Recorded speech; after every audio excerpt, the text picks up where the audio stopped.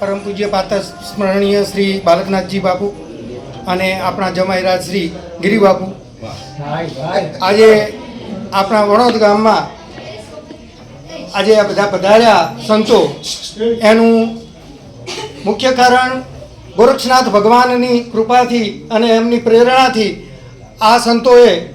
આ મહાન યજ્ઞનું આયોજન કર્યું. મહારુદ્ર યજ્ઞ થયો પૂજ્ય મા કનકેશ્વરી દેવીની 8 દિવસથી આપણે બધાએ ઘણાએ અહીંથી એનો લાભ લીધો અને એ પારણનું શ્રવણ કર્યું, ભગવત પારણનું શ્રવણ કર્યું અને છેક એ ભગવત ગીતાના ગ્રંથને પૂજ્ય દેવનાથજી બાપુ અને બાલકનાથજી બાપુ આપણા વણોદમાં, આપણા સદભાગ્યે આપણા વણોદમાં અને તે આપણા દિલીપભાઈના ઘરે એમની પધરામણી થઈ એ આપણા આખા ગામ માટે બહુ આનંદની વાત કહેવાય અને હર્ષની વાત કહેવાય. આપણા આ પ્રસંગે આપણા વણોદ ગામમાં આ મહાન સંતો આજે છેક કચ્છ ભરૂચ વરુડિયાથી જેમની પ્રેરણાથી અને આપણા બાલકનાથજીના સંકલ્પને મૂર્તિમંત કરવા માટે અમે આ 6 દિવસ મેં કથા સાંભળી, પણ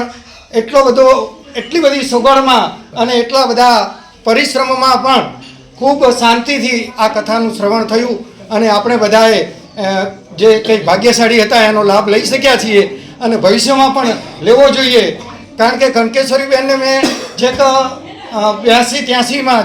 સાંભળેલા, ત્યાર પછી આજે એમના લાવો લેવા માટે થઈ અને હું 6 દિવસ સતત ગયો અને ખૂબ ધન્યતા અનુભવી. આવા સંતોના ખૂબ પ્રયાસોથી આપણે આવું કામ કરી શકતા હોઈએ છીએ અને આપણા સદભાગ્ય છે કે આજે આ બધા સંતો આપણા ત્યાં વધાર્યા છે. એમનું ગામ વતી હું ખૂબ ખૂબ સ્વાગત કરું છું અને આવકારું છું. આજે અમારા ગામમાં 2 દિવસ પહેલાં 2 પ્રસંગો બની ગયા. અમારે સમય છે એટલે છતાં તમે અમને બધાને દર્શનનો લાભ આપ્યો એ અમારી કૃપા, અમારો ધન્યવાદ છે.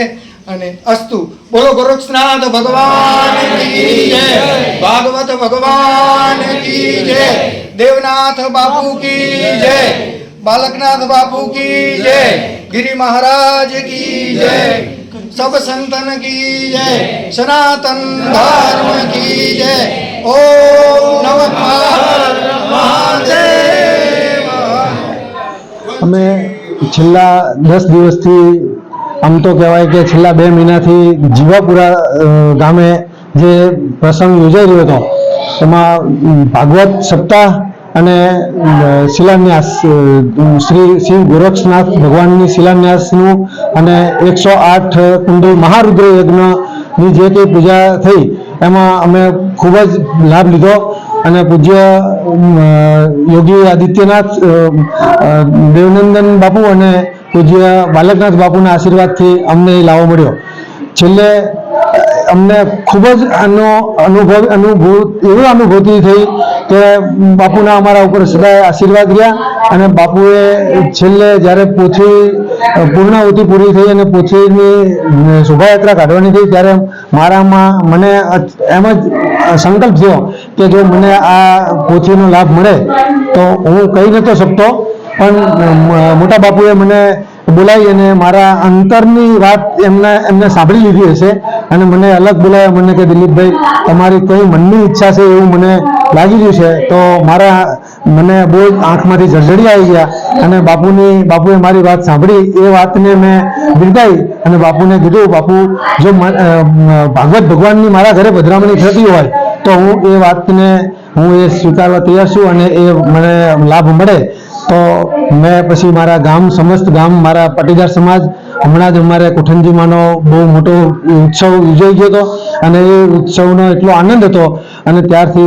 બધા જ મારા મામા, લાલજી મામા અને બધા ત્યાં લક્ષ્મણભાઈ, બધો અમારો પરિવાર સાંભળવા આવેલો અને મેં ખાલી વાત કરી તો વાજતે અમારા કોઠંજીમાએ ભાગવત ભગવાનનો સામયું કર્યું અને પૂરું સમસ્ત ગામ વાજતે અમારા ઘરે આવી અને બાપુએ એમને આશીર્વાદ આપ્યા અને સમસ્ત ગામે આ લાવો લઈ અને મને ભાગવત ભગવાનની મારા ઘરે પધરામણી થઈ અને મને ખૂબ જ આનંદ અને અમને ખૂબ લાભ મળ્યો. એમ જ અમારા સમસ્ત ગામ ઉપર બાપુએ બહુ જ આશીર્વાદ આપ્યા અને અમારું ગામ આવી જ રીતે કોઠંજી મને જે પ્રતિષ્ઠામાં જેવી રીતે માતાજીના અમારો નીલોડો માંડવો નાખ્યો હતો એમાં જે ગામ સમસ્ત એક તાલે હતું એવું ને એવું ભાગવત ભગવાનની અમારા ઉપર સદાય બધા આખા ગામ સમસ્ત ગામ ઉપર આશીર્વાદ વરસે એવા આશીર્વાદ આપી અને હાલ અમારે ભગવાન અમારા ત્યાંથી લઈ અને વિદાય થયા છે.